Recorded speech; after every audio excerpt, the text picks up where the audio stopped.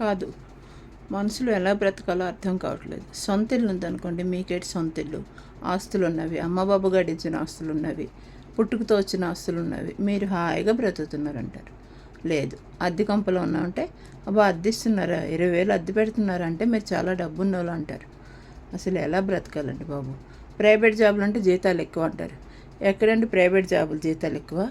దానికి తగ్గట్టు ఖర్చులు కాదు, దాని డబ్బులు ఖర్చులు ఉంటాయి. అవునా కదా? బయటికి వెళ్తే ఖర్చులు రేట్లు మామూలుగా కాదు, మండిపోతున్నాయి. మామిడి పళ్ళు 1,500 రూపాయలు అంటే డజన్. అంటే కొనుక్కొని తినేలా కాదు, మిడిల్ క్లాస్ వాళ్ళం. అవి కూడా తినకపోతే ఎలాగా, సంవత్సరంకి ఒకసారి వస్తాయి.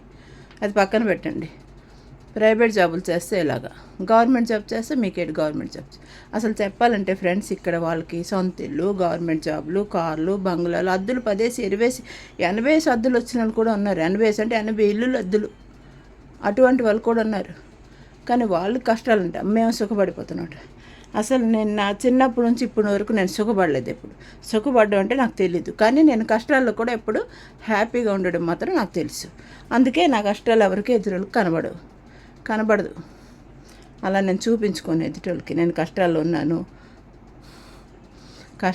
అని చెప్పి మనం ఏడ్చుకొని కూర్చున్నాం అనుకోండి, మన ఒళ్ళు, మన శరీరం, మన ఆరోగ్యం దెబ్బతింటుంది.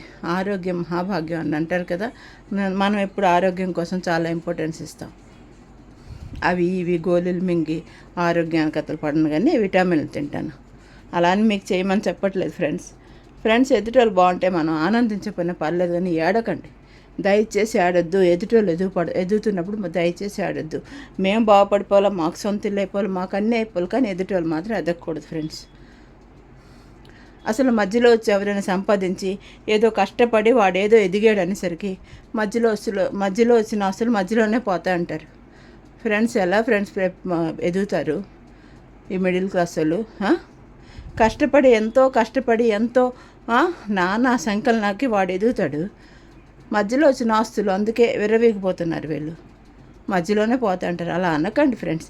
చిన్న నెగిటివిటీ మాట ఒకటి ఉంటుంది చూడండి, ఆ నెగిటివ్ మాట వాళ్ళ లైఫ్ని ముంచేస్తుంది. వాళ్ళ కడుపుని ఎప్పుడు ఎదుటోళ్ళ కడుపుని మనం కొట్టకూడదు.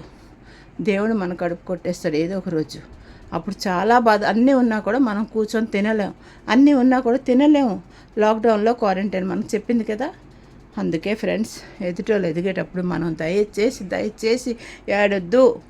వాళ్ళు ఏది ఎదిగినా, ఎంత సుఖపడినా వాళ్ళ లైఫ్, వాళ్ళ కష్టం, వాళ్ళ సుఖం. పిల్లలు పెద్ద అయిపోతే పిల్లలు ఎదిగిపోయారు. ఫ్రెండ్స్, మీ పిల్లలు ఎదగట్లేదా? మీ పిల్లలు చదువులు చేసి, ఉద్యోగాలు చేసి సంపాదించి ఇవ్వట్లేదా? నా పిల్లలు చిన్నప్పుడు నానా కష్టాలు పడ్డాం మేము. నా భర్త ఒక్కరు సంపాదిస్తే నలుగురు కూర్చొని తిన్న, అద్దెలు కట్టుకొని, కమిషన్లు కట్టుకొని, ఉద్యోగం లేకపోతే 6 మాసాలు కూర్చొని తిన్న. ఆ రోజు ఎవ్వడూ అడగలేదు ఎలా పెరుగుతున్నారు, ఎలా బ్రతుకుతున్నారు పిల్లలతో. ఒక 5,000 అడిగితే నానా బాధలు పడేవాళ్ళం. 5,000 ఇవ్వడానికి ఎవరైనా ఇచ్చేవారు కాదు. ఎవరెవరు ఇచ్చేవారు కాదు. ఆ రోజు ఎవ్వరికీ లేదు. కానీ ఈరోజు పిల్లలు ఎదిగిపోయారు. పిల్లలు ఎదగరా? మరి పుట్టాక పిల్లలు ఎదగరా? వాళ్ళు జాబ్ చేయరా? వాళ్ళు ఉద్యోగాలు చేయరా? వాళ్ళు చదువుకొని వాళ్ళ లైఫ్ వాళ్ళు సెటిల్ చేసుకోరా? మన లైఫ్ సెటిల్ చేసుకున్నాం కదా, ఇదిగో వచ్చి చేసుకున్నాం కదా ముంబైలో.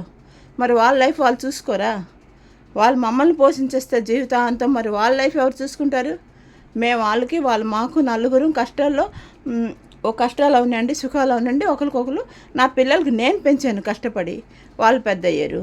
రేపు పెద్ద అయితే వాళ్ళ జీవితాలు చూసుకుంటారు. మా జీవితాలు మేము చూసుకుంటున్నాం. మాకు ఒప్పుకున్నంత వరకు మేము కష్టపడుతున్నాం, మేము మా జీవితం చూసుకుంటాం.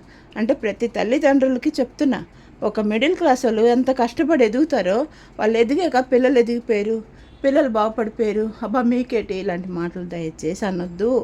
మీ ఒక్క మాట వల్ల ఎదుటోళ్ళు కష్టం అంతా వృధా అయిపోతుంది. వాళ్ళు ఏదో బాధలు పడి, ఏదో కష్టాలు పడి ఎదుగుతున్నారు కదా, వాళ్ళకి ఎదగనియండి. ఎదుటోళ్ళు ఎదిగితే మనం ఎదుగుతాం. ఎదుటోళ్ళు చూసి మనం ఆనందిస్తే ఆ లక్ష్మి మన ఇంటికి వస్తుంది. ఎదుటోళ్ళని చూసి మనం ఏడ్చామనుకోండి, వాళ్ళ ఇంట్లో లక్ష్మి ఉంది కదా. మనం ఏడ్చామనుకోండి ఆ లక్ష్మికి చూసి, మన ఇంట్లో లక్ష్మి ఏమవుతుంది? అందుకే ఎదుటోళ్ళు చూసి, లక్ష్మి చూసి సంతోషిద్దాం. నేను నెగిటివ్ మాటలు అసలు వీడియోలో కూడా చెప్పను. నాకు భయం, నాకు నచ్చదు. నేను ఎన్ని కష్టాలు ఉన్నా నా చిన్నప్పటి నుంచి ఈ రోజు వరకు నేను ఎప్పుడు ఆనందంగా నవ్వుకునే బ్రతికాను. కష్టాలు ప్రతి ఒక్కరి లైఫ్లో ఉంటాయి. చిన్నప్పటి నుంచి పెద్ద అయ్యే లోపల కష్టాలన్నీ ప్రతి లైఫ్లో ఉంటాయి. అలా అని మనం పడే కష్టాలు మర్చిపోకూడదు అంటారు. కష్టాలు ఏంటి, పెద్ద పెద్ద కష్టాలా? సీతాదేవి ఏం కష్టాలు పడ్డది, ఎన్ని కష్టాలు పడ్డది? మనం పడే కష్టం ఏంటి? ఒక మనిషిగా జన్మించిన దేవుళ్ళే తప్పలేదు వాళ్ళ కష్టాలు. జీసస్ ఎన్ని కష్టాలు పడ్డారు. మనం పడే కష్టాలు ఏంటి? ఇవేం కాదు. మనం ఎదగాల, ఎదుగుతూ ఉండాలా, ఆనందంగా నవ్వుతూ వెళ్ళిపోతుండాలి. కష్టాల్లో కూడా సంతోషంగా ఎదుగుతూ వెళ్ళిపోతారు. అంతేగాని ఏడుస్తూ కూర్చున్నాం అనుకోండి, పక్క వాళ్ళు ఇంకొంచెం ఏడిపిస్తారు మనకి, ఎదుటోళ్ళు ఇంకొంచెం ఏడిపిస్తారు మనకి. వీళ్ళు బాధల్లో ఉన్నారని. సంతోషంగా ఉంటే ఎవడు చూడలేడు, బాధల్లో ఉంటేనే ఆనందిస్తాడు. అందుకే నేను ఏ రోజు బాధలో ఉన్నానని ఎదుటోళ్ళకి చెప్పను. నేను ఆనందంగానే హ్యాపీగానే ఉంటాను ఏ రోజు కూడా. ముళ్ళులు గులాబీ చెట్టు కింద ముళ్ళులు ఎంత ఉంటే ఆ గులాబీ అంత అందంగా పోస్తుంది. ఈ రోజాకి పేరు పెట్టడమే కాదు, నేను బాధల్లో కూడా ఎప్పుడు ఆనందంగా అంతే అందంగా నవ్వుతూ ఉంటా. Good day, good morning.